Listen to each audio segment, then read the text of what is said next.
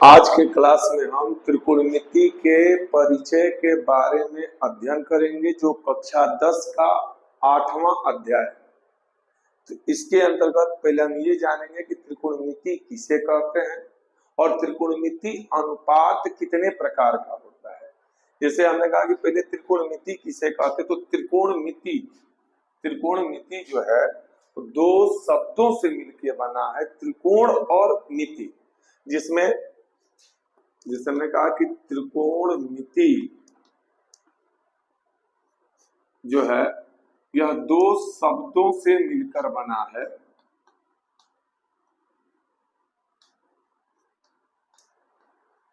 दो शब्दों से मिलकर बना है, इसमें पहला शब्द है त्रिकोण। दो शब्दों से मिलकर बना है, जिसका पहला शब्द है त्रिकोण। त्रिकोण का मतलब क्या होता है? तीन कोणों से निर्मित आकृति। त्रिकोण का मतलब होता है तीन कोणों से निर्मित आकृति, अर्थात हम यह कह सकते हैं कि त्रिभुज। तीन कोणों से निर्मित आकृति अर्थात यह कह सकते हैं त्रिभुज। और दूसरा जो शब्द है वो होता है मिति। मिति का मतलब होता है माप, अर्थात इसके अंतर्गत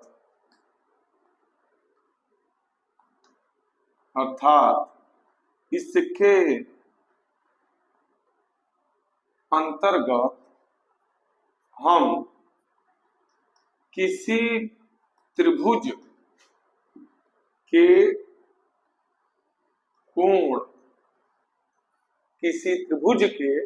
कोण और उसके माप का अध्ययन करते हैं।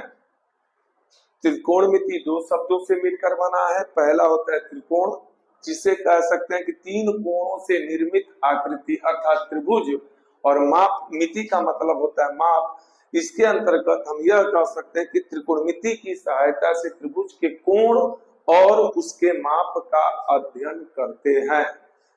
दूसरा है इसके अंतर्गत आता है त्रिकोण मिति अनुपात।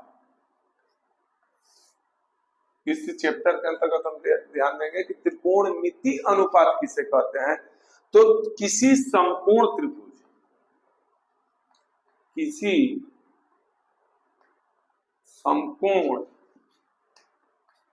त्रिभुज की दो भुजाओं, किसी समकोण त्रिभुज की दो भुजाओं के अनुपात को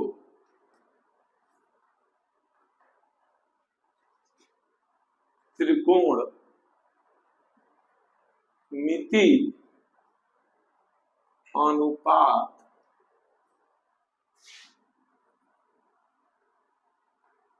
कहते हैं। त्रिकोणमिति अनुपात किसे कहते हैं? तो किसी समकोण त्रिभुज अर्थात ऐसा त्रिभुज जिसका एक कोण 90 अंश का हो, समकोण त्रिभुज के दो भुजाओं के अनुपात को त्रिकोणमिति अनुपात कहते हैं। इसके अंतर्गत हम टोटल अनुपात को 6 भागों में विभाजित कर सकते हैं। त्रिकोणमिति अनुपात जो होते हैं टोटल 6 प्रकार के होते हैं। त्रिकोणमिति अनुपात जो होते हैं टोटल 6 प्रकार के होते हैं। हमने इसका परिभाषा क्या बताया कि किसी समकोण त्रिभुज। तो हम एक पहले क्या करेंगे कि एक समकोण त्रिभुज ले रहे हैं, यहीं से मिला लोगे सब, ए बी सी। हमने समकोण त्रिभुज ले लिया जिसमें कोण बी हमारा जो है 90 अंश का है, समकोण है। कोण बी जो हमारा है 90 अंश का है। तो 9th क्लास में तुम लोग पढ़ चुके हो कि समकोण त्रिभुज में 90 अंश के सामने वाली भुजा को सबसे जो बड़ी भुजा होती है 90 अंश के सामने वाली भुजा को कर्ण कहते हैं। निचला जो होता है जिसका थीटा के रूप में लिया जाता है तो उसको आधार कहा जाता है, और अभिलंबवत भुजा को हम लोग लंब कहते हैं। तो यहाँ से 3 भुजाओं के अनुमापन में टोटल 6 माप बनता है, जिसमें एक बनेगा लंब और कर्ण का अनुपात, एक बनेगा आधार और कर्ण का अनुपात, एक बनेगा लंब और आधार का अनुपात। तो पहला जो है हमारा, जैसे हमने कहा कि पहला जो अनुपात बन रहा है लंब बटे कर्ण का अनुपात, तो हमने जैसे कहा कि त्रिकोणमितीय अनुपात किसे कहते हैं, तो त्रिकोणमिति में संपूर्ण त्रिभुज में 2 भुजाओं का जो रेशियो होता है, अनुपात होता है, उसी को त्रिकोणमितीय अनुपात कहते हैं। तो यहाँ हमने 2 भुजाओं का अनुपात लिया, लंब और कर्ण। तो लंब और कर्ण के अनुपात से जो कोण की आकृति की रचना होती है, उस अनुपातिक मान को हम लोग साइन से व्यक्त करते हैं। अर्थात हम यह कह सकते हैं कि साइन थीटा का जो माप आता है अनुपातिक मान, वो होता है लंब बटा के कर्ण। दूसरा जो अनुपात आता है वो होता है आधार बटे कर्ण। दूसरा जो अनुपात हो गया हमारा आधार और कर्ण, पहला ले लिए लंब और कर्ण से, दूसरा जो अनुपात ले रहे हैं हम आधार और कर्ण से। आधार और कर्ण का अनुपात को जो हम लोग शो करते हैं, व्यक्त करते हैं, उसे cos थीटा से व्यक्त किया जाता है। तीसरा जो अनुपात होता है लंब बटे आधार होता है, जिसे हम व्यक्त करते हैं tan थीटा से। 3 समानुपातिक मान एक क्रम में चलते हैं और इन्हीं भुजाओं के व्युत्क्रम के भी क्रम होते हैं। जैसे हम कह सकते हैं इसी का अपोजिट, हमने जैसे लिखा लंब बटा के कर्ण, अगर हम इसी को उल्टा कर दें अभी तो एक और अनुपात बन सकता है कर्ण बटे लंब। इस अनुपातिक मान को हम लोग कोसेक थीटा से व्यक्त करते हैं। इस अनुपातिक मान को कोसेक थीटा से व्यक्त किया जाता है।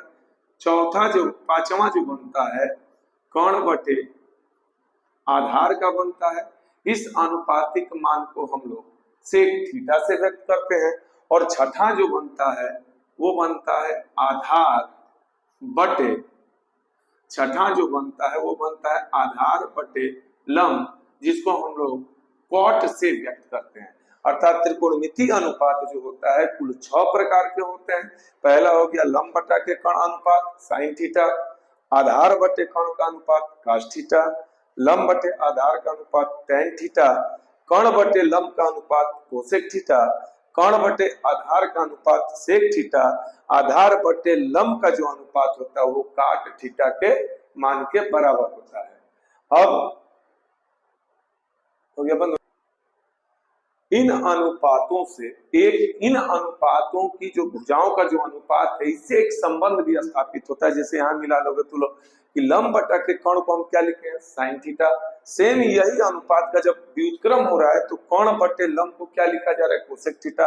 अर्थात हम यह कह सकते हैं कि साइन थीटा जो होता है उसका मान 1 कोसेक थीटा के मान के बराबर होता है। उसी तरीके से यहाँ पे आधार बटे कर्ण, आधार बटे कर्ण को हम लोग व्यक्त करते हैं cos थीटा से। और इसी भुजाओं के अनुपात को जब अपोजिट लिखा जाता है कर्ण बटे आधार, तो उसको सेक से करते हैं। अर्थात cos थीटा का वैल्यू जो हो माना जा सकता है कि किसके व्युत्क्रम है सेक थीटा के। उसी तरह tan और काट का होता है, कह सकते हैं कि tan थीटा जो होता है किसका व्युत्क्रम होता है cos थीटा के। अभी जो है अब हम जो है त्रिकोणमिति अनुपात का जो अभी परिभाषा और डेफिनेशन बताए हैं उसी का एक एग्जांपल बता रहे हैं। दिए हैं क्वेश्चन, एक एग्जांपल देखोगे। एक त्रिभुज है जिसमें कोण B जो है समकोण है, उसमें 3 भुजा है। भुजा AB का वैल्यू है 4 सेंटीमीटर, BC का वैल्यू है 3 सेंटीमीटर और भुजा जो AC है AC का वैल्यू दिया है 5 सेंटीमीटर। लिखा गया है कि त्रिकोणमिति अनुपातों का मान ज्ञात कीजिए। तो त्रिकोणमिति अनुपातों का जो आकलन होता है वो समकोण त्रिभुज में होता है। तो हम यहाँ एक समकोण त्रिभुज पहले बनाएंगे, एक समकोण त्रिभुज पहले बनाया जाएगा। इसमें ये देखेंगे कि कौन सा कोण समकोण है। तो हम दिए कि कौन सा कोण, कोण B समकोण है, तो हम उसको 90 जो एंगल हमारा है उसकी जगह B लिखेंगे, A और C लिखेंगे, थीटा हो गया। हमने कहा अब वैल्यू जो है त्रिकोणमिति अनुपात में पूछ रहे हैं, जो भुजाओं का माप है, भुजा AB का वैल्यू है 4 सेंटीमीटर, BC का वैल्यू है 3 और CA अर्थात AC का वैल्यू दिया है 5 सेंटीमीटर। 6 त्रिकोणमितीय अनुपात है, उनका वैल्यू हम यहां से निकालेंगे।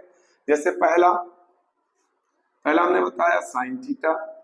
साइन थीटा बराबर क्या लिखे थे कि लंब बटा के कण। तो इस जो त्रिभुज में है, इस त्रिभुज में जो लंब दिखा रहा है वो लंब हमारा कौन है? AB है, बटे कण हमारा क्या है? AC है। अर्थात साइन थीटा का जो हमारा मान आएगा वो आ जाएगा 4/5। त्रिकोणमितीय पहला अनुपात साइन थीटा का जो मान है वो 4। जिस तरीके से साइन थीटा का निकल गया, दूसरा होता है कॉस थीटा।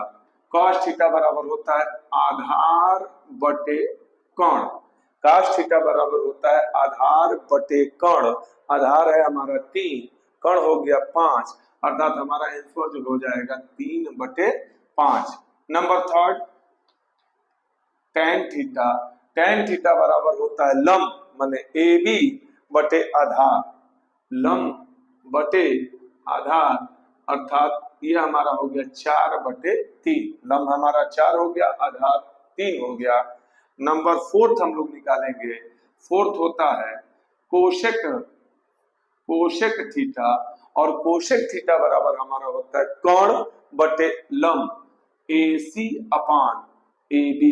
ये हमारा आ जाएगा 5/4। कोसेक थीटा होता है जो साइन का व्युत्क्रम होता है, यहाँ लंब बटा के कण था, वहां होता है कण बटा के लंब, अर्थात हो जाएगा 5/4।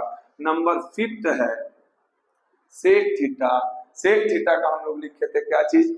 तो कण बटे आधार। तो कण हमारा हो गया AC बटे BC इक्वल 5/3 हो गया। और नंबर 6 होता है कॉट थीटा, और कॉट थीटा बराबर लिखे थे आधार बटे लंब, अर्थात 3/4।